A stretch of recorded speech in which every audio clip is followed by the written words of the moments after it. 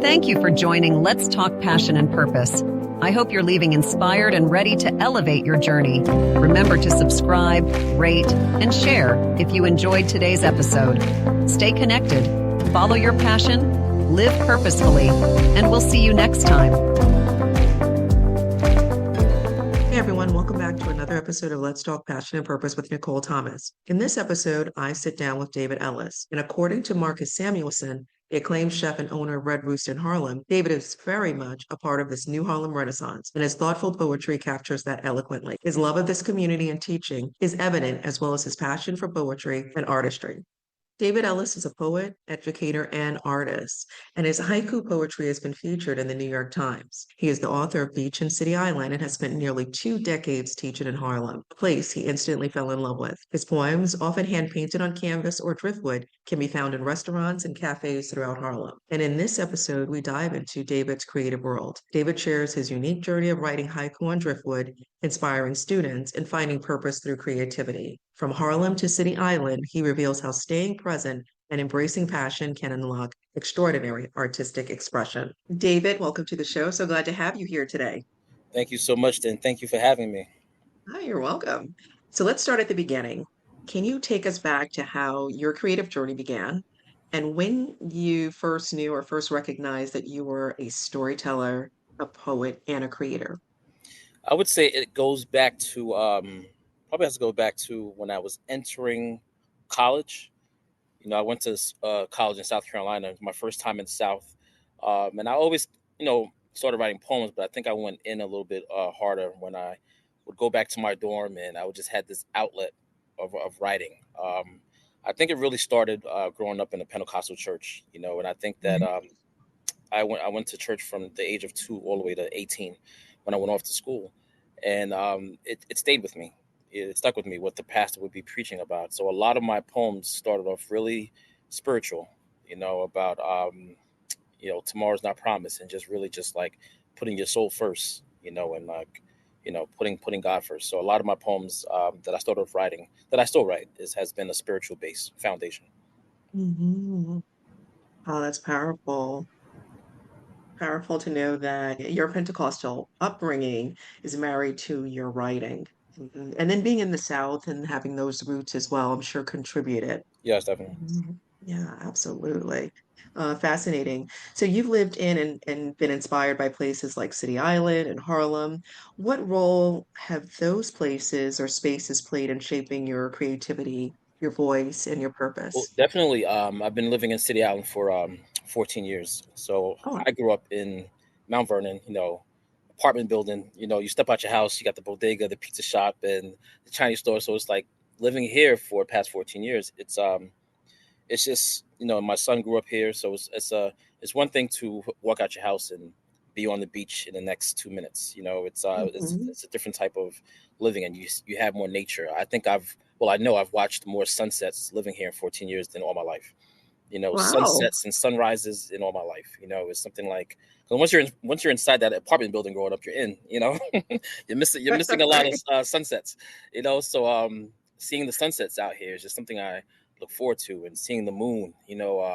So it's definitely influenced my writing, and I started writing haiku poetry living out here, where I Oh, would wow. just Okay. it helped me stay in the moment more and to be around nature. Mhm.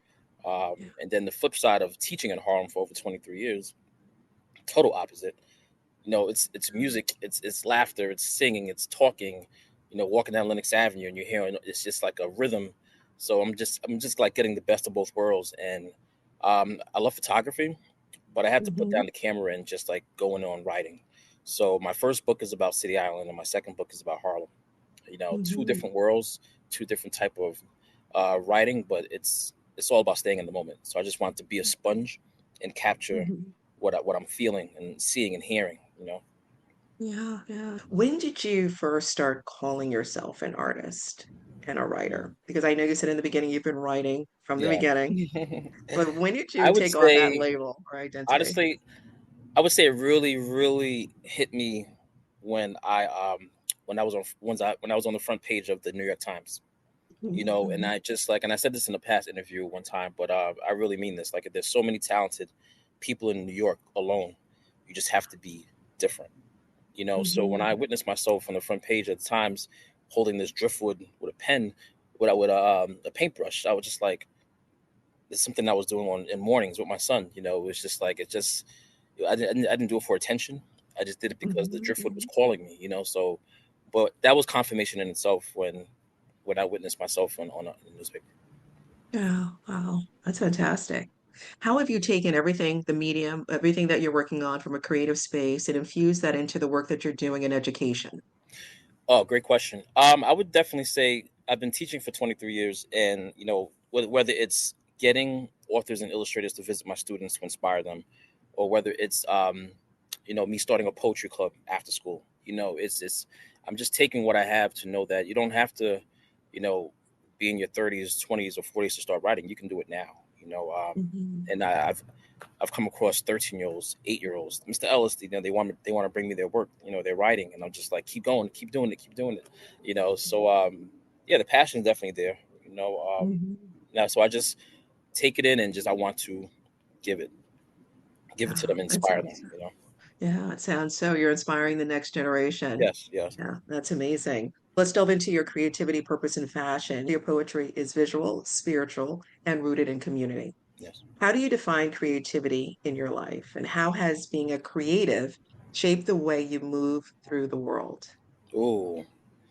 Um, I so for example, I'm at Clipper Coffee in City Island, with my Mhm. favorite coffee shop in City Island. So my thing is I live 3 blocks away, so I'm walking to Clipper Coffee, and there's a little statue, a black whale statue in the park. So part of my whole method of creativity is staying in the moment. You know, Mhm. so how I do that is I'm always writing a haiku. You know, it's just like I can't even stop now. I'm just always writing a haiku poem. You know, so I write this haiku poem about what I'm witnessing passing the black whale, and that's just part of my how my creative juices flow.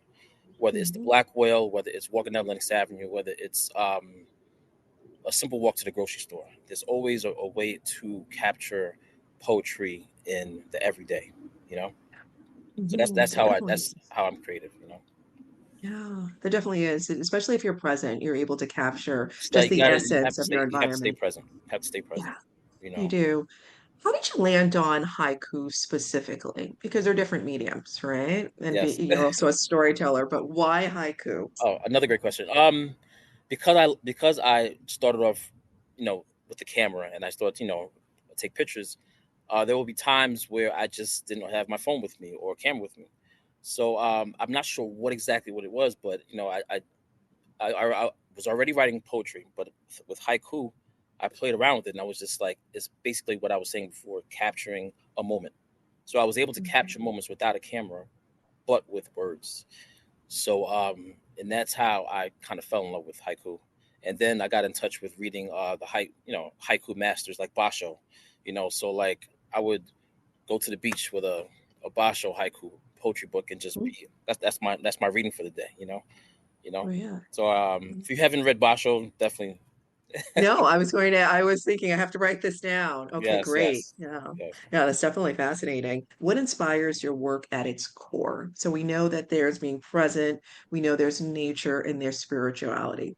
But if you had to bring those all together and come up with one word, what would that word be for your inspiration? That one word would be definitely love, love. Tell me more. So basically, it's I do write about places where I live or places where I Hmm. work, but Hmm. um, my next book is definitely it's going to be called Concrete and Bricks, and you know I grew up in Mount Vernon, you know, so now I wrote about places where I lived or worked. Years later, you know, I'm 46 years old. I'm reflecting on my childhood now, you Yeah. know, and it's been a big part of my life, you know. So it's now I'm reflecting and going back on my childhood, you know. So basically, this is a haiku. Jumping gates for fun, knocking on neighbors' doors and running. Park was always packed into the early morning. You know, and that was my summer. I'm just giving you a visual of a typical Saturday, 80 Hmm. degrees. That's just a small piece. So, but the definitely core is love. If there's anyone that my fourth book is called A Love Supreme. You know, John Coltrane. I'm a big fan of John Coltrane. I met his son, Robbie Coltrane, and you know, I reflected on the album and I just wrote, you know, my book A Love Supreme because I want you to finish any one of my books, and that's the what I want you to feel. You know, the reflection I want you to get is love. So love is the center of everything that radiates throughout your book. There's so much Yes. synergy between each of your works. What does your creative process look like? Do you have any rituals or methods that ground you when you're writing? Um, Mhm. Actually, I don't. It's very Oh. organic. And I would say, like I said before, it's the staying in the moment, Mhm. staying in the moment. It's very meditative. Whether it's washing the dishes, taking a shower, like just whatever you're doing, stay in that moment. And our mind can Mhm. always drift off, or we can just catch it back. But my creative process is staying in the moment. I'm able to Mhm. write, any time of the day. Oh, you are? Yeah. Okay, not a morning, or it doesn't have to be No. morning, evening, afternoon. It's just any. Yeah. Like a lot of people use their phone for certain things. I use Mhm. my phone majority for notes. The notes on my phone is basically my pen and pad. You know, Mhm. Yeah, the use of technology is definitely beneficial for the artist. But how do you take all of your notes and make it concise in something that's digestible for your audience? Right? Because you said a haiku, yes, the imagery was there, yes. right? That tugs that emotion. How do you get to that point of, okay, I've got notes in my phone, and now I'm pushing out a body of work that resonates The with my main thing audience? is there was never a goal to write poetry books. I have Mm, 5 poetry books out now, and when I mhm. was doing the driftwood poetry, it just accumulated. Oh, It yeah. accumulated. I was just the main thing was for it to never be a book. The main thing was for the words to be outside of the book, for it to. So I would write poetry on driftwood and I would display it around the beach, display it around City Mhm. Island, and that was the whole jam because I just wanted to get out of the book, So I still do it till this day, but the main point is for it to reach the people, because not Mm. everybody is a reader. Yeah, that's right. So Not everyone I is a got reader. I got a little. I love for people to stumble upon my work. I know a lot of people are not reading enough. We have about Mm. 1 or 2 bookstores in the Bronx. We have 3 in Harlem. It's just not enough. We're not reading enough. We're not purchasing books enough. So Mhm. the whole thing of it is how do you get people to just read, even if it's something simple on the driftwood. Read a poem. Mhm. Making sure that it is present so that when people are in the environment, they're taking in the words, Yeah. and hopefully it'll fuel their desire to read more or learn Yes. more. Yeah, and as an educator, yeah, that's coming through in your work, which I think that's wonderful. When you think about structure and the work that you do you have a structure to your work? And not specifically looking at haiku, but looking at your other bodies of work. Oh man. So if I could zone in on the book I did with my son, Free Like the Hmm. Seagulls, that was just Yes. because going back to being an educator, I was like, okay, he's 5, 6 years old. Let me do this now before he becomes Hmm. 13, 14, because he's not going to want to Yeah. do it. So he, around that time, he was just so into painting, and I just love to watch him paint. I have his pictures and his painting in the house. So I was like, how can we collaborate? You know? Mhm. And I said, Gabriel, we're going to do seagulls. Just do whatever you want to do, color, paint. He did it. And I just blended my haiku poetry with his work. And I encourage all parents, if they have, younger kids, find a way to collaborate. It doesn't always have to be poetry Mhm. and art, but there could be some kind of bond that you can have with your child at that age, to just Yeah. do something kind of some collaboration with them. Hmm. They get into their own thing, and it's just like they become a new person. They do. They do. They really do. I can't think of the quote right now, but Mhm. sometimes they'll return to it. Sometimes you Oh, could put it aside, but they'll eventually probably return to it. yeah, that's true. That's true. Interesting. Sometimes they do, especially if there's encouragement. And as a parent, it sounds like you are encouraging him to continue to explore his creative side. So you've worn many hats: poet, artist, author, teacher, collaborator. We've talked about your poetry. We talked about your books. Tell us more about the artist, David Ellis, the artist. The artist. So I'm not sure if you know. I did an album with a solo Mm, pianist. So like wow. like I said before, my whole thing is to take the words outside the book. So whether it's doing the driftwood or doing the album, I collaborate with a solo pianist, and I was like, how can I, take poetry to another level? So he did the piano, I did the poetry, and I zoned in and took out 9 poems from Honey in Harlem, and then spoke the spoken word poetry and blended it with piano. So that was beautiful to do that and hear it on Apple Music and Spotify. It's called Love on Lenox. So I'm at my favorite restaurant in Red Rooster in Harlem, and I look out the window, and there's a couple holding hands walking down Lenox. So that's how the poem started. They held hands walking slow down Lenox as the leaves danced on the tree branches, and that's the opening of the album. Love that. I love that. So inspired by your environment, just Yes, being Red Rooster, of course, famous, right? And then being inspired by what you were able to observe. So Honey in Harlem, you blended the piano, and this is the second time I heard music, right? yes. In your body of work. What role has music played, and what role does it play in developing your creativity? My favorite question. Um, I'm definitely big on hip hop growing up. Really? Oh, Okay. huge, huge, huge. Okay. Um, Big on hip hop growing up. This is before YouTube, before Apple Music. There was a record store in Mount Vernon, and when the music came out, so 1994, I'm like 13, 14 years old. So when a record came out, you ran to the record shop to go get it. So I can remember running to get Biggie Small's first album, Nas' first album. So hip hop has definitely influenced me till this day. There's a lot of Mm, music that I hear over the years that still influences my writing. So now it's also jazz. I'm into Miles Davis, John Coltrane, oh, but hip hop has definitely been my world even now. hmm. Not Nas, he's one of a big influence. Yeah. Concrete and Bricks, that's not out yet. My dedication of growing up in Mount Vernon. Basically, I chose a lot of the Nas titles to go with every poem. Yeah, Really? yeah, Oh, definitely. that's cool. That's really cool. What is some of the best advice you've received about your craft or pursuing your creative passion? The best advice I would say, I would say probably goes to my mom. You know, I remember the words she would tell me going off to school when I started to go to school by myself in high school. And she would say, "Pray for knowledge, wisdom, and understanding." And then Yes. I would say Yes. this, I would say the words until I was like, "What is?" As I got older, I'm like, "Knowledge, wisdom, understanding." And then it still stays with me today. So that's probably one of the best advices.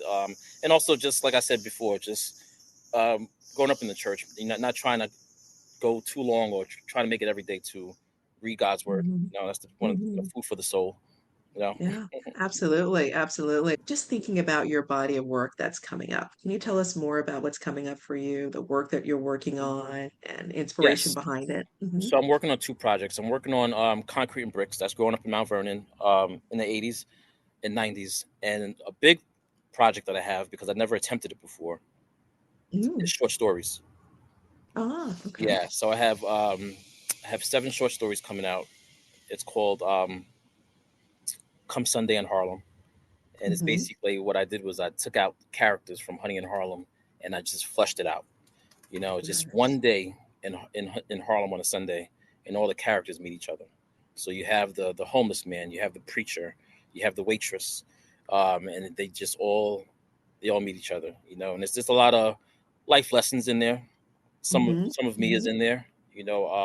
Yeah. Yeah. Yeah, that definitely sounds like it's going to be engaging, filled with drama, and as you said, life lessons. Really like that a lot. And I do want to ask, what made you decide to start with short fiction and short stories, writing short stories? I just think it was time to push my Hmm. writing. Hmm. I remember I was watching an interview with Jay-Z, and he said that he's never going to have anyone make his process go faster. It's all about when he wants to do it. And I just felt like it was just time for me to push my writing and see how I can go with it, because it's always been poetry. And I Hmm. just found it was actually fun, to do. You know, um, Hmm. I refuse to do anything unless I'm passionate about it. Maybe that's Hmm. why I've been teaching for over 20 years, or I just do things because I love to do it.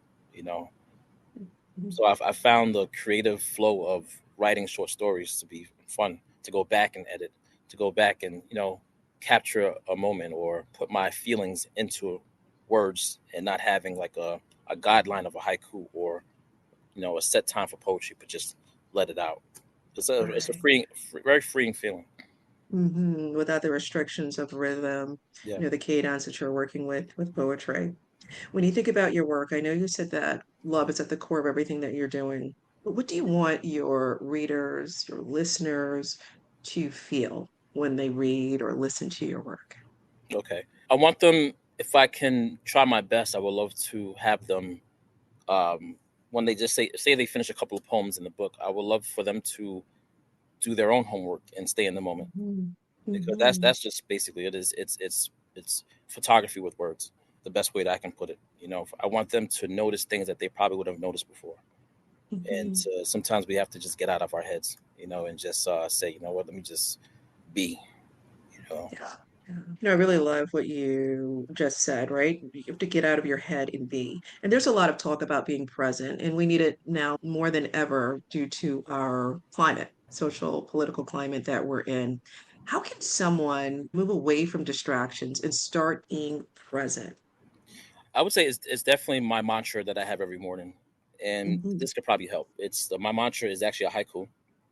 It's Oh, it called is. Okay.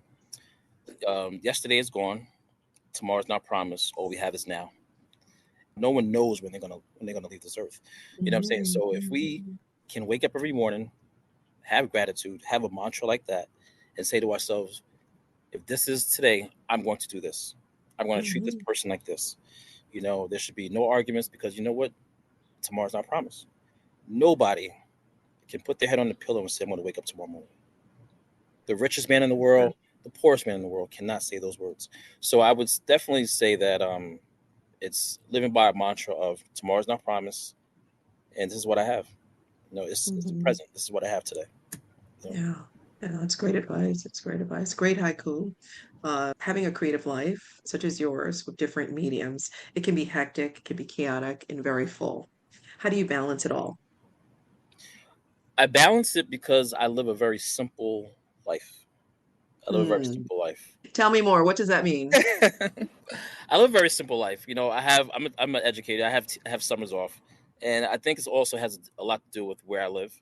You know, um, Give me a nice meal, some nice wine, and that's my day. I'm very simple. I'm just so chill. I don't make things too complicated.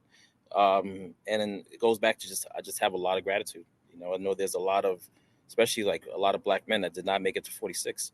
And if I could just give one little example today, um, my principal called me this morning. I'm like, why is my principal calling me at 8:30? Um, and she says, Mr. Ellis, I have some sad news. One of my students passed away. It was in the news just yesterday, and a stray bullet killed him. And I just had a conversation with him last month. So I'm just like, oh my goodness. So it's just like it's things like that. It's just, it makes you wake up. It makes you be like, okay, Hmm. wow, this is real. That could have been my son. You know. Hmm. So this Yeah. is a student who I had a great conversation with last month, who is not here anymore. So it's current events. It's reading out what's going on in the world. And then Hmm. you can't just read the news and just move on with your life. You got to reflect on it. You know. Hmm. Yeah. Yeah. Absolutely. Reflection is important, hmm especially we don't want to keep repeating the same cycles over and Yeah. over again. How has your craft evolved over the years? It's definitely evolving, because I never thought I would attempt to start writing short stories. Who knows what can come after that? But yeah, I think that when it comes to writing, pushing it to the point where I can actually continue to write more. You know, Yeah, yeah, absolutely. What have you learned about yourself during the process? it was like therapy. Because there's one character in the story. I'm going into inner feelings of how I see the world, or things that I thought. Or things that there's a scene where the homeless man passes the funeral home, and he thinks about his own death. He Hmm. thinks about when he's going to go, and there's a funeral parlor on the Lenox Avenue, and that's me. I'm thinking about that. So it's sort of Hmm. like Yeah. the beautiful part about it is I get to put my thoughts, my feelings into characters. You know, Hmm. um, and that's beautiful about it. And if I'm staying in the moment and I see a pigeon in the grass, I can dissect that and put it into the writing. So I'm like, Hmm. he watched the pigeon in the grass. I'm just like, I'm writing throughout the day, going into my notes, and just doing it. So it's became a beautiful experience where I feel like 97% of the book is finished, but I'm Hmm. having so much fun with it. I'm not in a rush yet to just complete it yet. Yeah, definitely. Writing is a process, right? It takes time. A lot of us sometimes we want to rush and finish the work Yeah. and present it to the world, and it's just not ready. What has been one of your biggest challenges in your creative career, and how did you Uh, overcome the so I would challenge? say, because I'm not a full-time writer, I'm a Hmm. teacher. That's how I make my income. But I'm Hmm. thinking if I wasn't a teacher and I didn't get paid, how would I survive as a writer if I was just writing? Hmm. And sometimes I play with the idea, like, what if you was just a writer? So I think the challenge is being a self-published writer. How do I get people to read more of my books? Hmm. Hmm. Instagram has definitely helped, you know what I'm saying? But and having limited bookstores and places doesn't help. So that's why I created my own bookstore, because I fell in love with signed books. I love for someone to have a signed. I love to get signed copies, and I love for someone to get a signed copy for myself, from me. So I think that's the challenging part. How do you get more people to read your books? You know? Hmm. Hmm. Yeah, it's definitely a challenge to get people to read your books, engage with your content about your Yes, yes. material. Always a challenge. When you think about your wins across your career, especially in the creative space, what is one win that you're really, really proud of that you'd like to share with our audience? As a writer, As a creative writer, as a artist, author, collaborator, what has been what has been your win? oh my gosh, it definitely goes back to there's a lot of wins. There's a lot of wins because when I do my book signings, engaging Hmm. with people who probably never haven't read a poetry book in a very long time, or probably never read one, so but like engaging with people to talk about your craft is just a big win. Hmm. Starting a poetry club and inspiring kids to write poems that they probably never wrote one before was a huge win. Yeah. And I had my little 15 minutes of fame, when I could walk down Lenox Avenue and someone can spot me from a New York Times article. I mean, Yeah. like, really, like, oh my gosh, so like Awesome. it's a lot of wins when you can just tap into your passion. Yeah. It's like, if you asked me at 16 years old what I wanted to be, it was a teacher. My mom inspired me to teach. It was never money for me. It was all about passion. Absolutely. And speaking of tapping into your passion, Yeah. what do you think is one way someone can tap into their passion? One way you could tap into your passion. There's a lot of ways, but I think that one thing that a lot of people don't experience is quiet time. If they're not on their phone, the television is on. The television's not on. There's music playing, and I feel like a lot of people don't experience quiet. So I think that's Stillness. to be silent for a little bit. You know, Mhm. um, and I would admit, living out in City Island, I've gotten an opportunity to walk to the water and be in silence. Yeah. And sometimes I do love the noise. I love when I get off the Metro North and I'm going to work, the first thing you hear is the car horn, and people talk, it's music. But yeah, quiet is good also. Quite Reflect. definitely is. Yeah, it is for reflection, for clarity. Yeah. Uh, one thing that you did mention, walking down the street and people recognizing you. And I think that's because you've shown up as well, not Yeah. just from the New York Times article, but because of who you are and how you present to the world. You're showing up in your community. Yes. What are some of the ways that you have intentionally shown up? And then the second, this is two-pronged. What is one way someone can show up who's a creative, who's a writer, who wants to be more invested in their community? Yes. Yes. I would definitely say whether it's somewhere where you work or somewhere where Hmm. you live, Hmm. what are you doing for that community? I Yeah. could have never ever have written Honey in Harlem, my second poetry book, if I just worked and went home. I had to embrace my community. Whether Hmm. it's coffee shops, restaurants, art galleries, museums, the Schomburg Center. Like, I can't pass the Schomburg Center and not know who the director is. Or know the Hmm. you gotta find out who's in your community. They need to know who you are. So I just feel like, and especially when it comes down to places where you live, how are you helping that community? So Hmm. definitely that's a big point right there. Yeah, yeah, absolutely. Knowing who's in your community and then being able to give back Yeah. is key. It's really key. Your work is in a lot of places. I'm hearing cafes as well. How Mhm. did you find yourself in these spaces, particular spaces? What did that outreach look like? Well, I don't drink coffee as much anymore, but I do love tea. I'm drinking tea right now.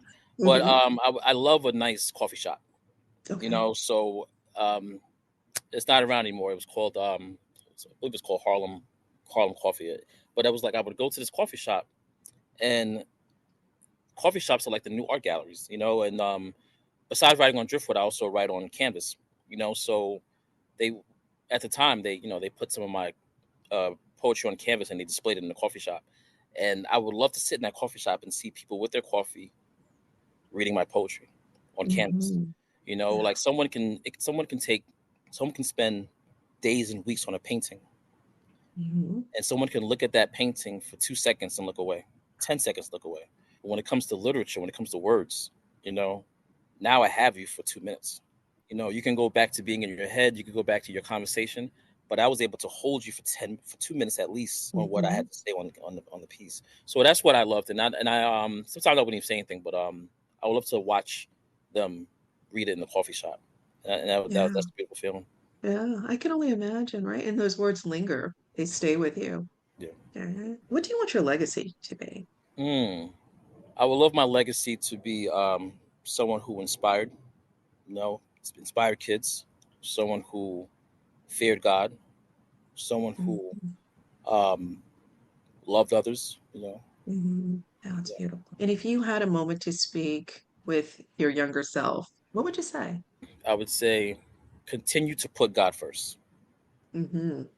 Yeah, if I was, yeah, definitely continue to put God first because you will be tested. There will be certain things that you go through in life, but yeah, continue to put God first. Continue to put God first. It's powerful, powerful. We have covered a lot of ground. Is there anything I haven't asked you that you would like to share with our audience? Something I'd like to share is to basically any writers out there, if you whatever you're writing, any artists out there, to just continue to grow. You're not doing it for other people, you're doing it for yourself. Like I said, when I was writing those haiku poems, uh 2017, 2000, or even earlier than that, I didn't know that I was going to have a book, but it's just started to accumulate. So I would just say do what you love to do. That's for any creative person out there. Just do what makes you feel good. you know Absolutely, absolutely. I'm excited about what's coming down the pike for you and really grateful to have you as a guest on the show. Thank you for joining us. Thank you so much for having me. Thank you for joining Let's Talk Passion and Purpose. I hope you're leaving inspired and ready to elevate your journey. Remember to subscribe, rate, and share if you enjoyed today's episode. Stay connected, follow your passion, live purposefully, and we'll see you next time.